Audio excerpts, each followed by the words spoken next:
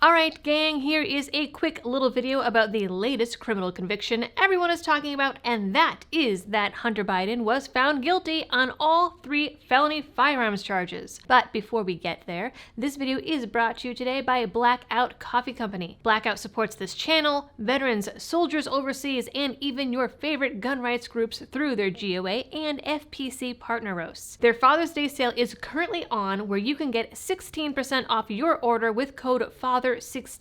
So to get a great cup of coffee, tea, or hot chocolate that you can be proud of and help support the channel in the process, go to blackoutcoffee.com/libertydoll.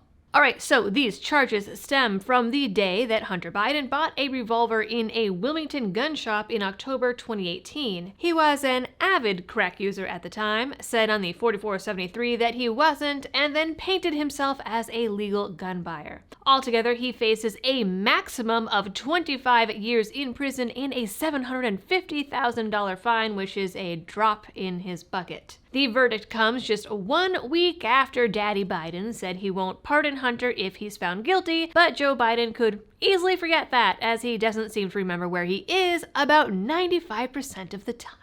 That being said, news outlets have been quick to point out that first offenses, especially being the president's son, don't typically get the max sentence, and it's entirely possible that he won't face any time at all. His defense hinged on the claim that he had bought the gun during a brief window between drug benders and thought that he wasn't a crack addict at the time, which obviously fell flat.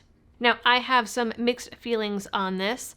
I think that he should absolutely be held to the letter of the law, as the rest of us would be put through the ringer on this. But I also think that at its face, the law is unconstitutional and has some major Second Amendment implications. But the bottom line, in looking at past and similar cases, is that, like most gun laws, it is applied pretty unevenly. And if you, or Daddy Biden, argue that Hunter doesn't deserve 25 years for owning a gun for 11 days that he allegedly never loaded or took out of the box, despite some of the photos and videos we've seen showing otherwise, then the same could be said for all of the folks who got time for smoking pot or having some shrooms around, like a few famous cases I can think of.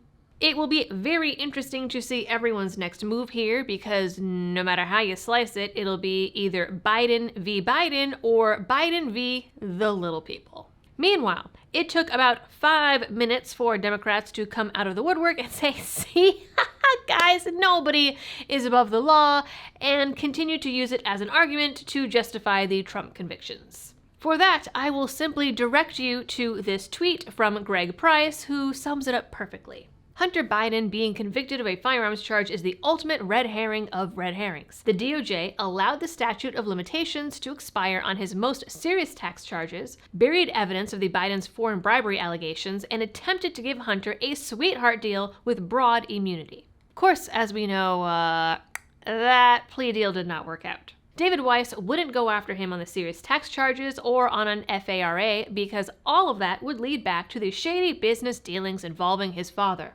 Instead, they went after him for a much lesser charge where the evidence was way too insurmountable to ignore, so they can scream, "Nobody is above the law," when they put President Trump in jail. And with all of that, no one in the mainstream media seems to be saying a damn thing about how in the trial, it came out that that laptop was, in fact, Hunter's the entire time. I knew it. You knew it, but hey, CNN isn't correcting any of their stories about it being Russian propaganda. And despite all of the evidence on the now proven laptop, legacy media is still claiming there is no proof that Joe Biden was ever involved in Hunter's business dealings. And so that is the way it will probably stay. Now, Hunter is still facing some of his tax charges and has a case scheduled for September. That is being kept pretty hush-hush, and we'll see what happens there. And of course, it would not be a big media day without taking advantage of some controversy, so Biden has taken the spotlight as another opportunity to tell gun owners that they need F-15s if they ever hope to defend themselves against the government, and claimed that after leaving the White House, he became a professor at UPenn, where he taught a class on the Second Amendment. Which I don't really need to tell you, never happened. I used to be a law, when I was no longer the vice president, I became a professor at the University of Pennsylvania. Before that, I taught a constitutional law class, and so I taught the Second Amendment. How many of you have heard this phrase? The blood of liberty. Wash it, though. Give me a break. No, I mean it, seriously. And by the way, if they want to think to take on government if we get out of line, which they're talking again about, well, guess what? They need F-15s. All right, folks, that is it for this little update. Short and sweet. I know everybody's talking about it, so here is the information that you needed to know. Please do all of the algorithm things. Drop a comment down below, and as always, thanks for tuning in, and happy shooting.